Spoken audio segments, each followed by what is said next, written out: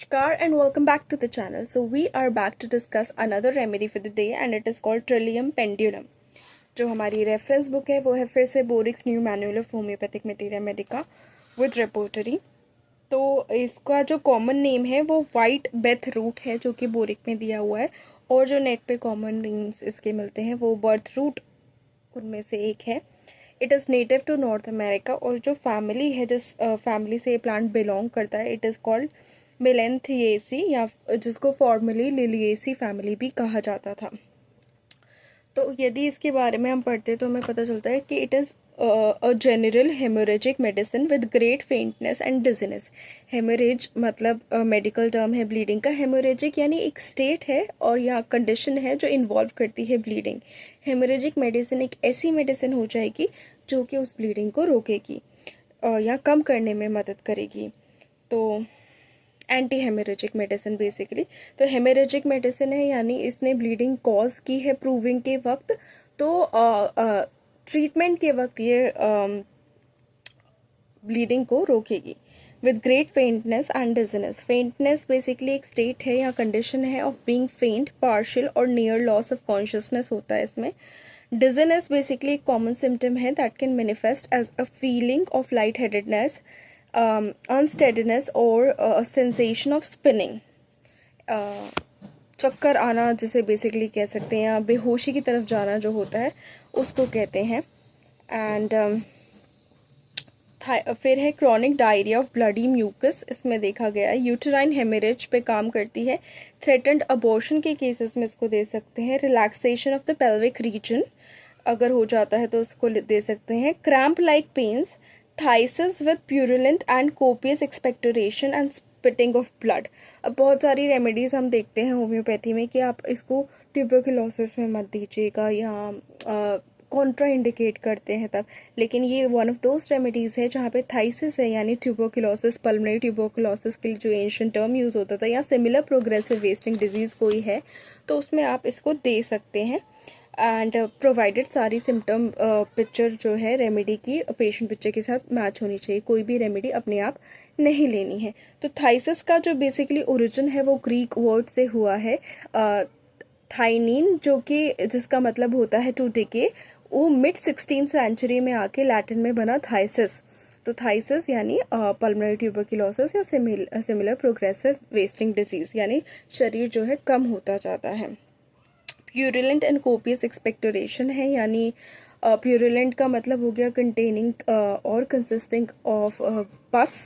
Copious is in large amounts. Expectoration यानी act of coughing up and spitting out mucus और phlegm from respiratory tract, और ये बहुत ज़्यादा अमाउंट में हो रहा है तो वो भी कंसिडर करेंगे। स्पिटिंग ऑफ ब्लड है यानी जो माउथ में या थ्रोट में जो कंटेंट प्रेजेंट है उसको इजेक्ट करना, सलाइवा को इजेक्ट करना या ब्लड यदि प्रेजेंट है तो उसको फोर्सिबली इजेक्ट करना, उसको स्पिटिंग बोलेंगे। हेड में pain in the head, worse noise, confuse रहता है पेशेंट। आईज में eyeballs feel too large, vision जो है ब्लर्ड रहता है, धुंधुला दिखता है पेशेंट को। धुंधुला कह सकते हैं इसको, या फिर ऐसा कह सकते हैं कि जैसे कोई एज लिखा है, किसी को डायरेक्ट एज लिखा है, किसी को ब्लर करके, मतलब बीच में से एज की एक डंडी हल्की हल्की सी दिख रही है बाकी दिख नहीं रही, ऐसे। अमोरोसिस यानी एक temporary painless loss of vision होता है इन वन और बोथ द आईज।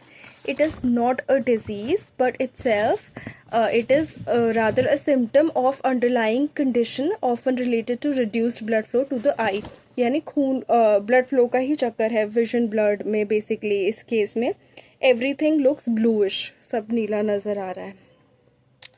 नोज में एपिस्टेक्सिस, जिसके लिए कंपेयर करना है हमें मेलिलोटस ऑफिसिनालिस से और साथ में मेलिफोलियम से। अब एपिस्टेक्सिस अगेन जो ब्लड निकलता है नोज से, उसके लिए जो मेडिकल टर्म यूज़ किया जाता है वो एपिस्टेक्सिस है। माउथ में haemorrhage from the gums, scurvy के केस में इसको यूज़ कर सकते हैं। Scurvy is a disease caused by lack of vitamin C in diet. Vitamin C essential है, डाइट में यहाँ लैक करती है, विटामिन सी बॉडी अब्जॉर्ब नहीं कर पा रहा है, दोनों में से कुछ भी हो सकता है। विटामिन सी एसेंशियल है फॉर प्रोड्यूसिंग कोलाजन और जो कि एक प्रोटीन है which is vital for healthy blood vessels, bones and other tissues. और इसीलिए अगर विटामिन सी की डेफिशिएंसी होगी तो ब्लीडिंग गम्स हो सकते हैं, स्किन पे स्पॉट्स हो सकते हैं जो कि रेड या ब्लूइश स्पॉट्स हो सकते हैं, fatigue, joint pain, muscle weakness, impaired wound healing, ये सब देखने को मिल सकता है।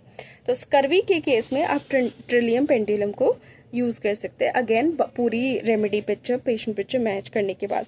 ब्लीडिंग आफ्टर टूथ एक्सट्रैक्शन, जो रुकने में दिक्कत हो रही है, ऐसा खून निकलना जो टूथ एक्सट्रैक्शन के बाद बना ही रह रहा है, तब आप ट्रिलियम पेंडुलम को दे सकते हैं। स्टमक में देखेंगे तो heat and burning in the stomach, rising up in the oesophagus, hyperchlorhydria हो सकता है, यानी एक medical condition where the stomach produces an excessive amount of hydrochloric acid.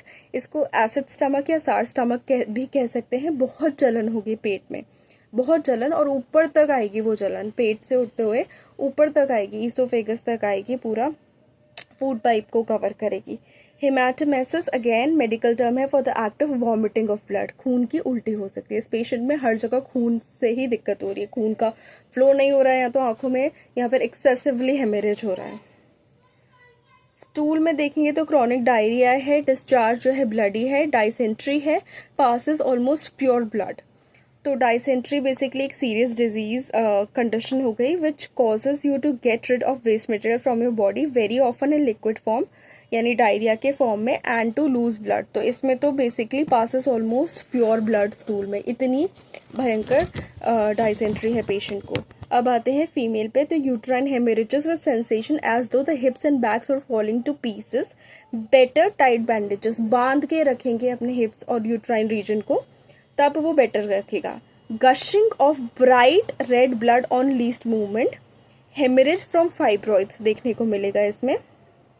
Compare किससे करना है? Calcarea, nitric acid, phosphorus, sulphuric acid. Compare करने के बाद ही जो रेमेडी सबसे ज्यादा पेशेंट के साथ बैठ रही है उनके सिम्टम्स के साथ वो देनी है, साइंस एंड सिम्टम्स के साथ।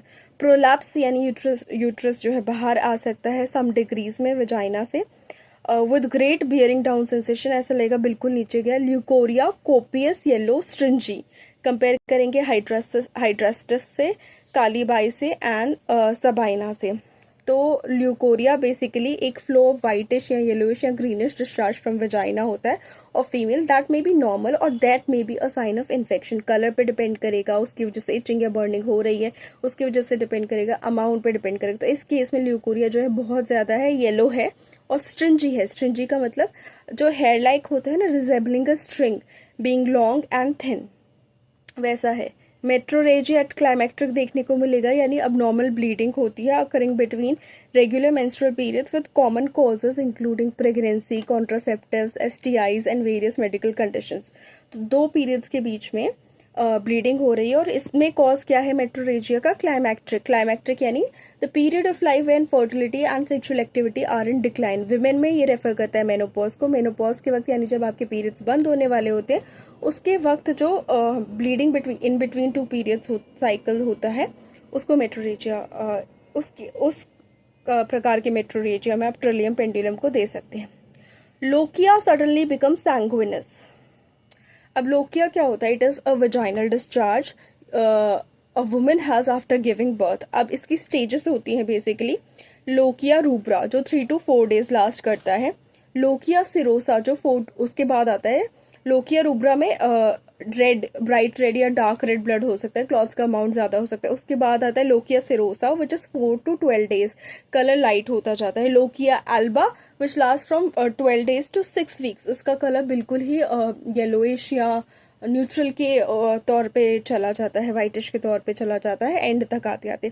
लेकिन इस केस में क्या है कि जो 3 to 4 days initially lochia rubra के पास हो गए, कलर जो है उसका रेड से चेंज होना शुरू हो गया, लाइट होना शुरू हो गया, अब ये फिर से सडनली सैंग्विनस हो जाता है, यानी उसका जो है ब्लडी हो जाता है वो कलर, उसमें खून की मात्रा, डिस्चार्ज में लोकिया में खून की मात्रा बढ़ जाती है जो देखने से प्रतीक होता है। तो ये इस वजह से भी हो सकता है कि हो सकता है पेशेंट को कोई इन्फेक्शन हो गया हो या कोई इंजरी हो गई हो। कोई भी रीजन जानने के बाद हम इस रेमेडी को यूज कर सकते हैं। Dribbling of urine after labour, labour के बाद यूरिन का ड्रिबल होने में इसको दे सकते हैं।